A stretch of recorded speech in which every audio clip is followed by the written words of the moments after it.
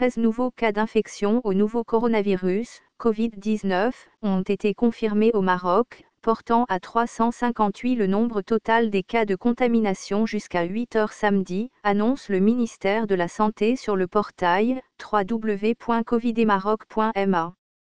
Aucun nouveau décès n'a été enregistré, ce qui maintient à 23 le nombre de décès dus au virus, tandis que le nombre des personnes déclarées guéries s'établit, jusqu'à présent, à 11, ajoute la même source.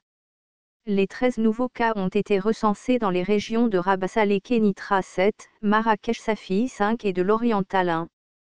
Par ailleurs, le nombre total des cas exclus après des résultats négatifs d'analyse effectués au laboratoire s'élève à 1455, relève-t-on de même source.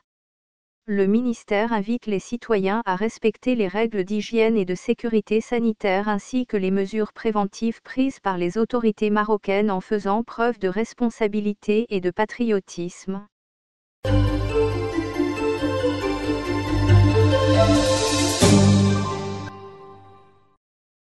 Le coronavirus fait sa première victime chez les adolescents en France. C'est la première victime mineure de la maladie en France. Une adolescente de 16 ans, Julia, est morte, dans la nuit du mardi 24 au mercredi 25 mars, des suites de l'épidémie de coronavirus. Le décès a eu lieu à l'hôpital Necker-Enfants Malades, à Paris. Pour le directeur général de la santé, le professeur Jérôme Salomon, cette information qu'il a annoncée jeudi soir est importante, puisque les formes sévères chez les sujets jeunes sont extrêmement rares. Que sait-on de ce drame ? La jeune fille est originaire de l'Essonne. Cette adolescente était scolarisée dans un lycée de l'Essonne, selon les informations du Parisien. Elle a d'abord été hospitalisée à Longjumeau, dans le même département. Au début, une légère toux. Les premiers symptômes semblent d'abord anodins, chez une jeune fille qui était en bonne santé. Julie avait simplement une légère toux la semaine dernière. Cela a empiré ce week-end avec des glaires et, lundi, nous sommes allés voir un médecin généraliste. C'est là qu'on lui a diagnostiqué une détresse respiratoire. Elle n'avait pas de maladie particulière avant cela, raconte aux Parisiens sa suraînée, Manon. Le samedi, Julie commence à ressentir des essoufflements. Pas énorme, elle avait du mal à reprendre son souffle, se souvient sa mère Sabine, citée par Ouest France. Les quintes de toux de sa fille l'amènent à la conduire chez un médecin. Le généraliste constate une déficience respiratoire acceptable. Il appelle le service d'aide médicale d'urgence. En combinaison intégrale, les pompiers arrivent et emmènent la jeune fille vers l'hôpital le plus proche, à Longjumeau, Essonne.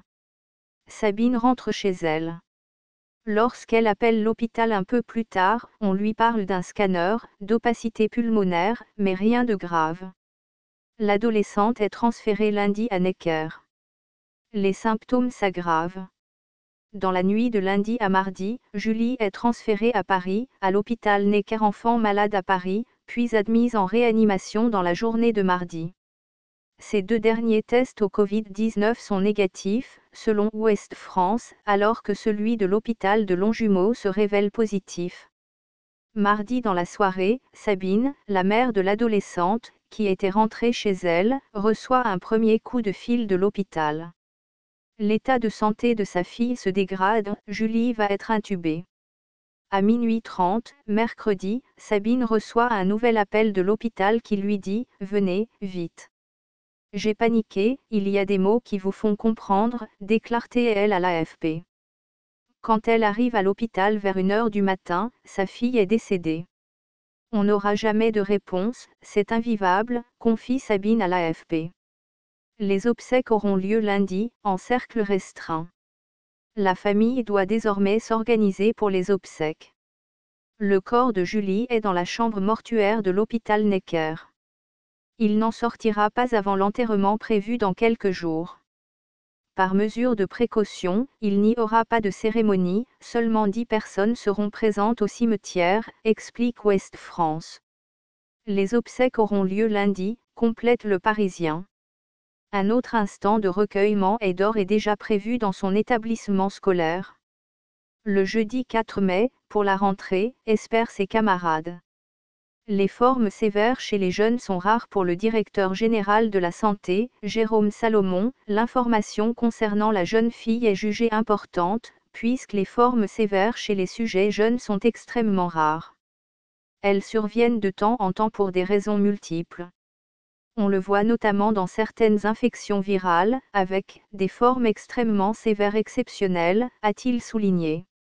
Mais le professeur Bruno Rioux, directeur médical de crise de l'AP-HP, hôpitaux de la région parisienne, explique que même si la population des plus jeunes a un risque individuel extrêmement faible, avec le fait que la population touchée augmente, naturellement il y aura quelques patients très sévèrement atteints parmi les plus jeunes.